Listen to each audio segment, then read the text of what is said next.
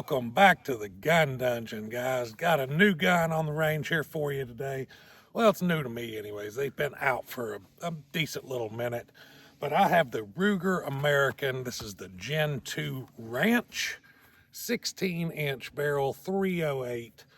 And this thing is a huge improvement over the first generation Ranch. I have the first generation Ranch in 7.62x3.9. A little shorter action. Same barrel length, threaded, all that stuff. But one of the biggest improvements that I've noted so far is the stock. The stock is way better on the Gen 2s. It's not near as flimsy, especially up around the end of the forend here. It's much, much stiffer. The first generation Americans, even I have the long action 30-06 first Gen 2.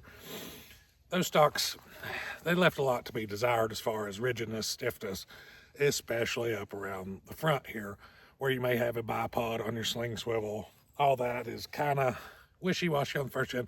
Big improvement on the second gen. So I've mounted a Leupold 3-9 on here. I've taken a few shots with it. I haven't really adjusted the scope, but I did hit the plate on all three opening shots there in my slow-mo in the intro to this video. So I don't think I'm going to be too far off. I'm going to use this flimsy old table bullshit out here. And I'm just going to try to see where I'm at on that plate up there. I like shooting this rifle. The action is very smooth. All the Ruger American actions have always been pretty smooth to me. But I do feel like there was an upgrade here as far as how smooth this thing operates. And another thing I noted too yesterday playing around with it, I'll get to that in a second. Single feeding, much better with these. All right, let's just see. I'll hold dead in the middle of the plate. Well, we made contact. Now I'll hold bottom, see if I hit.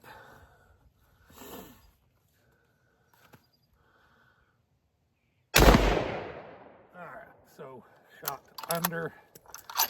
So it's probably hitting just a fuzz low. I will hold bottom third.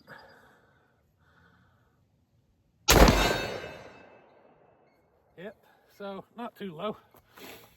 I'll check left and right.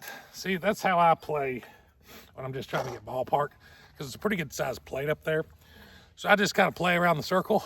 I'll hold the bottom of the circle. If I hit, I know I'm not shooting too low. If I hold the top of the plate and I hit, I know my elevation's pretty daggone close. If I hold left of the plate and I miss left, then I know I'm probably shooting left. If I hold to the right of the plate and I hit, I'm shooting probably to the left. If I miss to the right, I'm shooting to the right.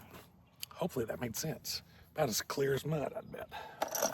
But I will check my left and right. As long as I'm ballpark, right now, this is just some M80 ball Full Metal Jacket stuff. And this magazine is an AI mag. So you do have some options. Magpul makes some 5-rounders, some 10-rounders. This is a 3-rounder that come with it, which for what this rifle is, I'm going to use it just as a handy little hunting carbine, because it's 16 inches, it's light. 6.2 pounds is the advertised weight. 3 rounds is fine for me, but I could understand, like, you know, a ranch rifle, like it's titled.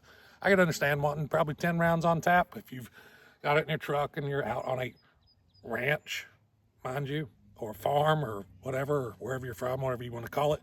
I could see wanting a little bit more capacity on tap for that. But yeah, hang on. Let's try left of the plate.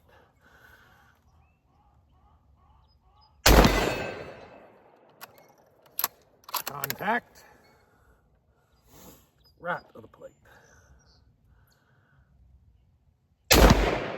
All right, missed to the right.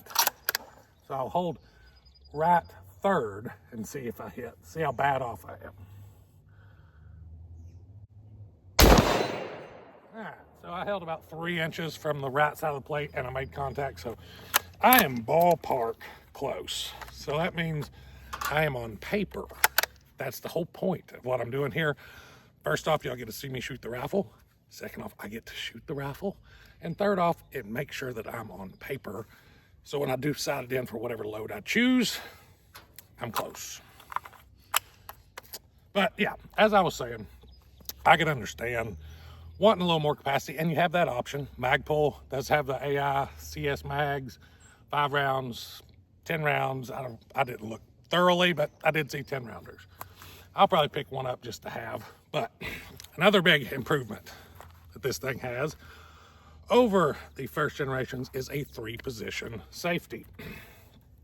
Some people may not like a 3-position safety, but in my opinion, why not have it? If you don't want to use it, don't use it. But I like the option of being able to have my safety all the way on and lock the bolt. Trigger's locked, bolt's locked. I can carry it through the woods. I know I'm not going to get it hung on a branch. Open the bolt, nothing's going to take it loose. I know if I need to come up and fire, all I do is flip it off all the way forward. It's not like it's hard to skip that second position all the way to fire. And I know my bolt is going to be where it needs to be. Now, without that, if you have just safety for the trigger, now I'm in the second position. Trigger is locked, safety, but now I can safely unload the rifle and my safety is still on. That's the great function of the second stop on the safety. But say you're walking through the woods and you don't have the bolt lock on the safety and you catch it on a limb and you come up to shoot. Oh, you can't shoot. So there is a function for both of the safe settings, in my opinion. I like that. I think it's a great feature, and it's borrowed from the Mauser, and I like me a Mauser. Mauser's a different style, but it was 3-position. But now we're talking about the safety. Let's talk about the trigger. The trigger is phenomenal. It's adjustable, 3 to 5 pounds is what it says on the website, but I'm not going to touch it. However it was set straight out of the box, feels great to me. And it has the Accu trigger. It's got your little dingus. A lot of people don't like that either, and I'm not sure why, because once you actuate it, once you put your finger on the trigger, I can't even tell it's there. So I don't know, maybe you guys are just that don't like it or just super sensitive, but I mean, yeah, that's I don't know what pound it is, what it's set at from the factory, but I don't want it any lighter, to be honest with you. And it feels great, and it's crisp, no over travel, no take up, no nothing. Just feels great. But a couple things too that I want to point out that I really like about this gun is the coating. It is a Cerakote. I forget what color it is. The stock looks good too. I like the color coordination here with the splash finish on the stock. And then it's like a gray, I'm sure they got a fancy name for the color, but it's like a gray Cerakote, and it's like a matte finish, kind of got some texture to it. But honestly, it's a $600 rifle, fellas. This thing is meant to be beat up. It's meant to be dragged through the woods. It's meant to be used. It's not meant to be wiped on, looked at, look at your reflection in it, shine it up. None of that stuff. It's a user rifle. That's what the whole American series is. Built after utility, just like an American. Oh, I like it. Like it a lot. Got a muzzle brake on it. As you can see there, it is 5/8 24 threaded. Now, they call it a brake. You can see it's more like a just boarded, but you can put your suppressor on there and make this thing quieter, I guess. Probably not going to shoot subsonic. Maybe you are. I don't know. I'm not going to. But if I throw a can on there, it's a 16-inch barrel. It's still not going to be super long. That is another selling point to this rifle. And being only 6.2 pounds, it really doesn't have much felt recoil. A lot of that has to do with this massive recoil pad on the rear here, which also, you can see this little line right here. This is a spacer. So you can take your sling swivel out of the rear here, pop this off. You can change this spacer out. They have other options. I don't know what size options. I didn't look, But I know they said they do have other options to change out your length of pull, or you can eliminate the spacer altogether and go to a really, really short length of pull, potentially for youth, which this 308 probably, maybe a older youth, teenish maybe. But the Ranch series with the 300 Blackout, 223, others, maybe 6.5 Grendel, if you took this spacer completely out, made it to a youth link stock, mini action, something like that, boys, that's going to be hard to beat for a youth rifle, to be honest with you. This one, 308, probably not. I probably wouldn't do it with an optic like this. You want to avoid scope eye. Maybe if they're a little older, a little bigger, maybe you got you a chunky boy, I don't know. But anyway, you be the judge of that. You're the parent. If you're setting it up for your kid, you're going to know more about what they're capable of than what I am. I'm just talking out my hind end here because that's what I do. I tend to do that a lot. But yeah, you can change that out. And while you got this off, you can also change out your comb riser here. You can put a smaller one, larger one, all that on there. Comes with this one. It works for me. I haven't changed a thing about this rifle. It came out of the box. I put some ammo in it, put an optic on it, and I've been rolling with it. I ain't cleaned it. I ain't lubed it. I ain't nothing. And really, that's what these things are meant to do. They're meant to be used. They're meant to be abused. They're meant to just do their job. And they do an excellent job of it. Really, all she needs now is a sling and a deer. That's all she needs. Figure out what ammo I'm gonna reload for. I'm probably 16-inch barrel. I'm probably gonna stick around the 150 grain bullet mark just to, get as much velocity as I can from the 16-incher. Probably won't go too heavy.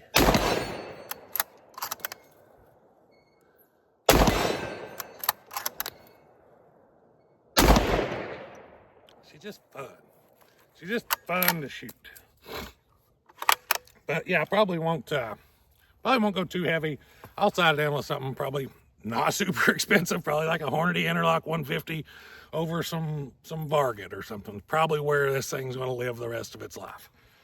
But that's what it's meant to do. So let's do some single feed now, since I mentioned it earlier and then never demonstrated. This one is actually, now it's going to make me look stupid. It's a lot better at it than my 30-06 for sure.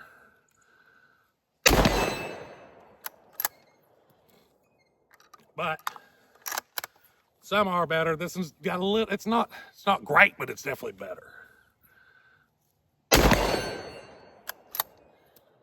Oh.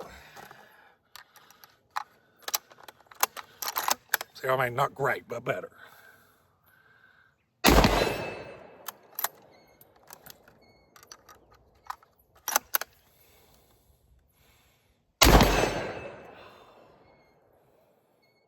I mean, it just does what you want it to.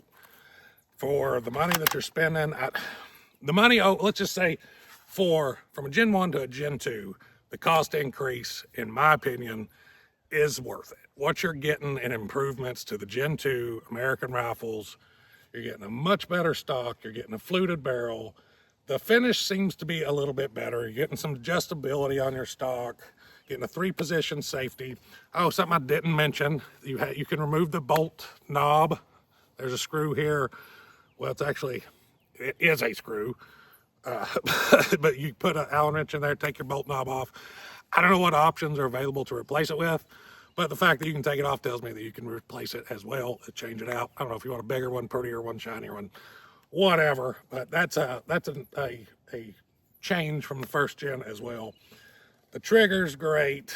I mean, yeah, it's a win, guys. This is, for the money, hard to beat, boys. So go check you one out. Hope you enjoyed the video. If you did, don't forget to hit like and subscribe. Until next time, guys, stay tuned.